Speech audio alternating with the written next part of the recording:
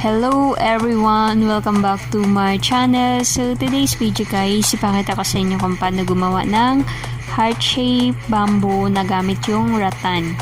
So guys, if you like my content, please don't forget to hit the like button and subscribe.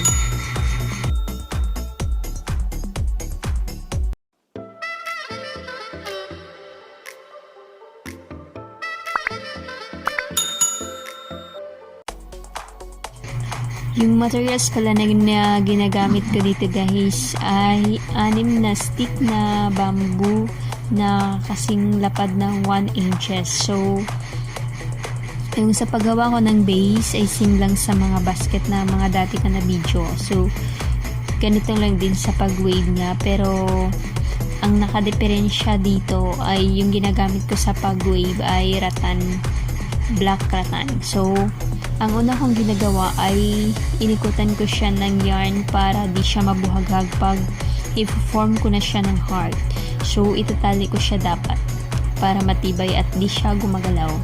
So, yung sa pag-heart pala guys, nagupit ako ng cartoon na maliit. Tapos, pinaform ko siya ng heart. And then, kailangan ko siyang underlinean. Pwede ding lapis yung gamitin nyo, pero yung ginagamit ko ay yung gamit ko sa paggawa ng basket yung hulihod. So, nilalainan ko siya para malaman ko kung saan siya babaliin. Yan. So, pagkatapos, babaliin na natin siya isa-isa na maperform siya ng heart. Ganyan. Madali lang itong gawin siya guys. At saka, madaling sundan. Pag gumaya ka ng video, alam ko makakabuo din kayo. So, ganito lang siya guys, napakadali lang. So, yung ginagawa ko, hinahati ko yung isa na stick. So, nagiging 2 siya. At nagtira lang ako ng isa na buo. Para sa pag-wave, pantay sila lahat. So, yan.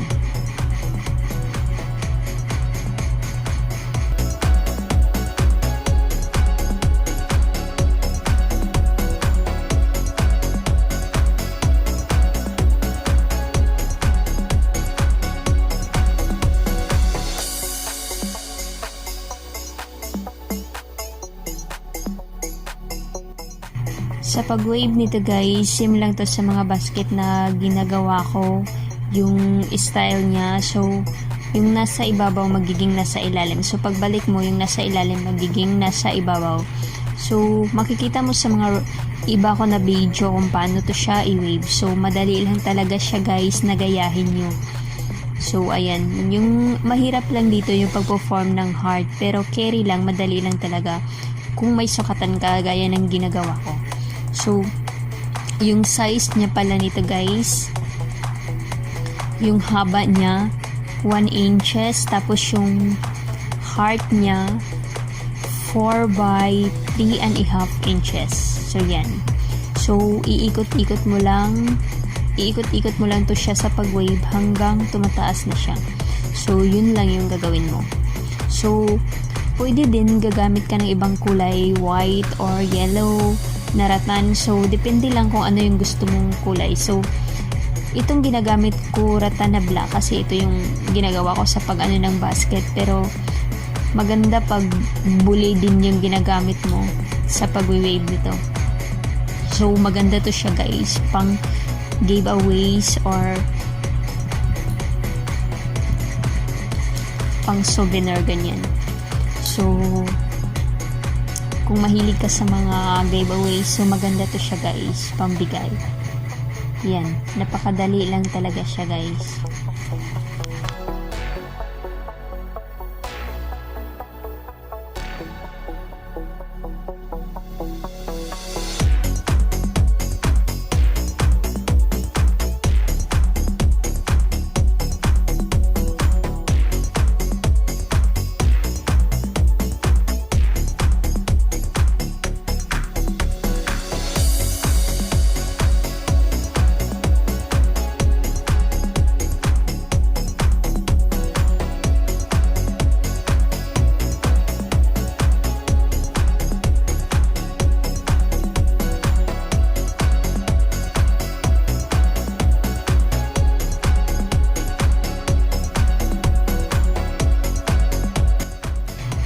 So guys, kung makikita mo na humaba na siya, pwede mo nang gupitin yung nasa ilalim na yarn. So matibay na siya, pwede na siyang tanggalin. So ito yung ginagawa ko, tinatanggal ko na yung yarn sa ilalim. So yan na yung resulta.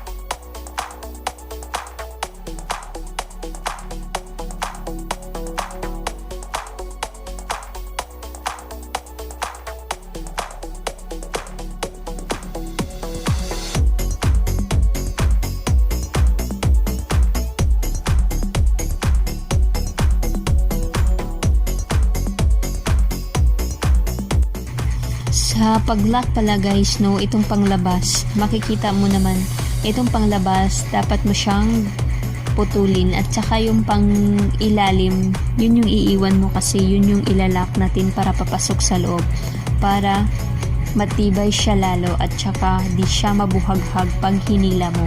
So yun kailangan nating ilock. So ganito lang yung ginagawa sa paggawa ng basket guys. So yan, ipasok mo sa loob yung pang ilalim. Yan, isa-isahin mo siya hanggang matapos mo siya lahat.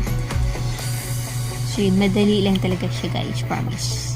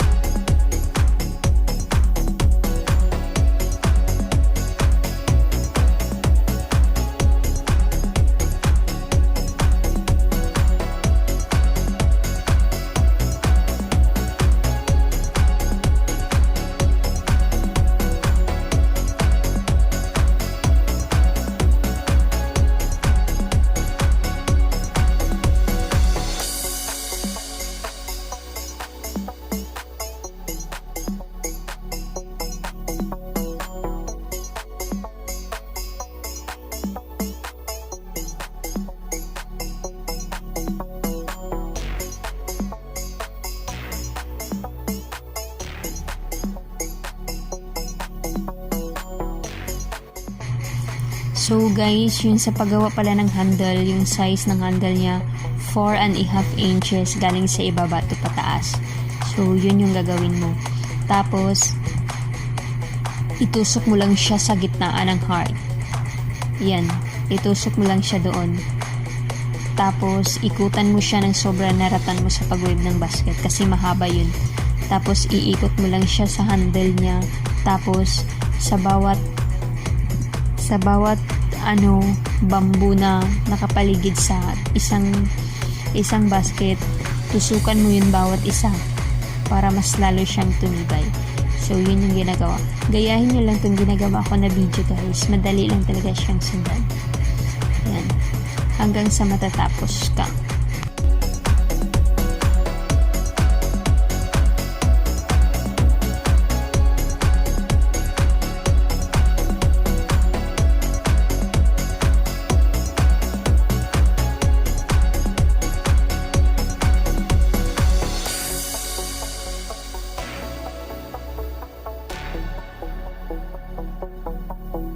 Guys, if you like this video, don't forget to like and subscribe.